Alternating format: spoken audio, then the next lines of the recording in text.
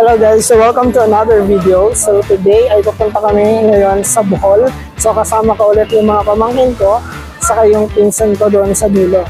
Ayan, sa mga first time nyo lang pumunta ng Bohol. Ako guys ay 2013 nung huli akong pumunta ng Bohol. So it's been 12 years since nung last time tayo nagpunta doon. Ayan, sa mga excited na silang lahat. Ayan, so naghihintay lang kami na isa pa namin kasama guys, yung kaibigan natin mula sa Bulacan. Ayan, so habang hinihintay namin siya ay dito lang muna kami sa labas. And then to check in na kami mamaya-maya pagdating niya. Okay, so excited na ba kayo? Yes naman. Excited? Ano ba i-expect mo sa lakad natin ngayon? Makita yung chocolate. Masarap na po tapos magandang view. Siyempre, good weather, tsaka sana mabait yung mga tao doon. At tsaka sana marami akong magandang pictures. So hey guys, nandito kami ngayon sa loob ng Terminal 2. So waiting na lang kami ng boarding guys. 1:10 yung 6:10 pala, 6:10 yung aming original na flight, pero na-delay dito ng 40 minutes. So na-move ng 6:50 yung aming flight. So waiting na lang kami guys dito sa boarding gates. So nandito pala guys yung Mark. Ayan. Ayan. At nandito yung aking iba pang mga kasama. So see you guys in Bohol.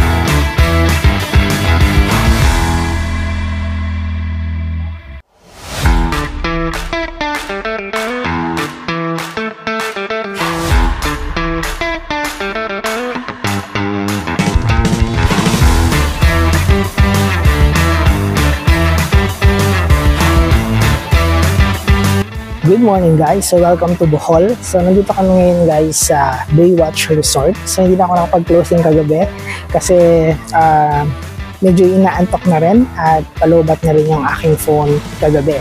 So papunta kami dito ay nadaanan namin itong seashore ng Alona Beach.